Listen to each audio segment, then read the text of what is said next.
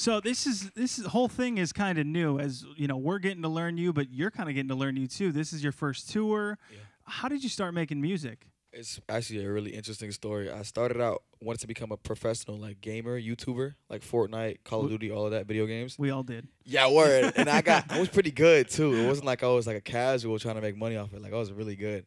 And then it was 2021. I started posting videos on YouTube. I got 55,000 subscribers.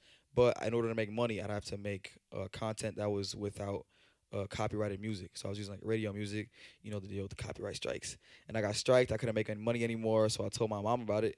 And she was like, how about you make your own music for your videos? And I was like, I could probably do that. So I looked up how to make music on iPhone. This app called BandLab came up.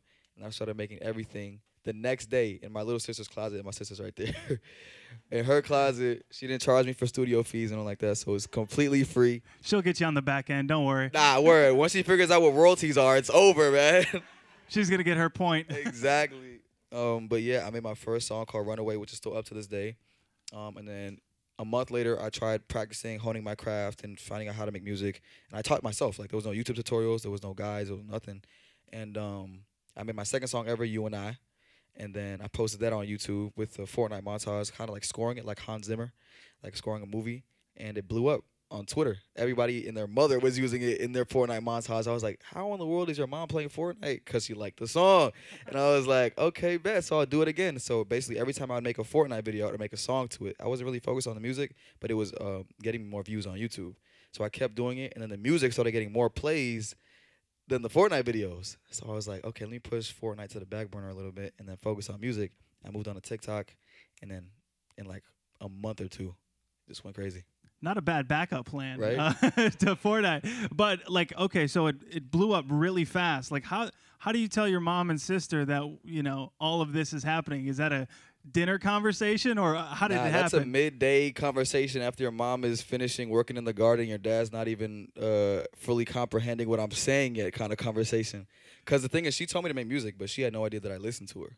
So it was like she found me at the same time that TikTok found me, and it was like it was the first time you listened to your mom, probably. Right, exactly. That's the thing, right? So I sat them down at the couch. So I pulled out a little PowerPoint presentation. But yeah, I basically laid it out all for them, and they were like, no, you're getting scammed. There's no way.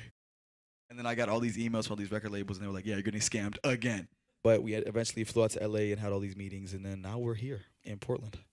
Well, we're happy to have you, aren't we? Yeah, thank you so much. So I was once at a carnival. It was like a sketchy carnival, and I heard Halsey playing over the speaker, and I was like, God, I wonder if Halsey knows she's playing at some random carnival in Orlando, Florida. So where's the weirdest place that you've heard your music like accidentally? Has that ever happened to you yet? I mean, we're still pretty early, but yeah, personally, people have sent me videos of like it playing in the weirdest places. Like it was playing in a metro station somewhere. I forgot. But me personally, I was in a hotel in New York. I forgot what it was called. But it was playing in the elevator. Here With Me was playing in the elevator. You get your cut out of that elevator? I would imagine so. I don't know. Somebody had it on their playlist, but I don't know. Yeah. So the cool thing about like at this point of your career and you know what's kind of happening in music is something that's blowing up right now is AI. Have you played with AI at all? We were just talking about that. It's so crazy. Nah, I haven't, but I want to though. There's a feature that's on like iOS 17 where you can make your own AI voice of yourself. Yeah. Because nobody's made mine yet. I don't think I'm that popular yet. But I'll make my own once that update drops, and I'll see what happens. Well, what's cool about the AI thing is before we would always ask artists like, who do you want to work with? Who's your biggest influence?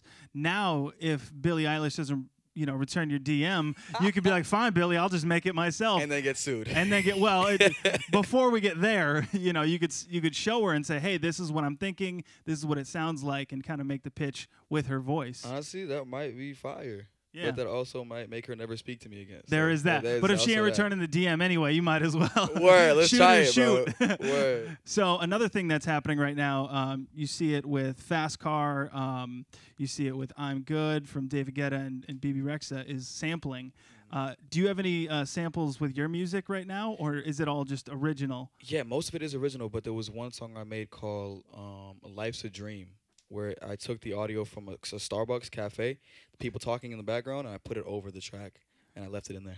That's fire. I don't know if that's a sample, but that's fire. Have you? Have you? Is there any like samples in mind that you have like thought of? Like, man, I would love to try this my way though. Yeah, dude, there was a bubble gun that we got last night at the Vancouver show, and my sister was like bubbling everybody with it, but it had a little song in it. We're like, what if we sample that and put it in a song? It was a little jingle, so I might do that. All right, take it away with song number 3. Let's do it. Romantic Homicide.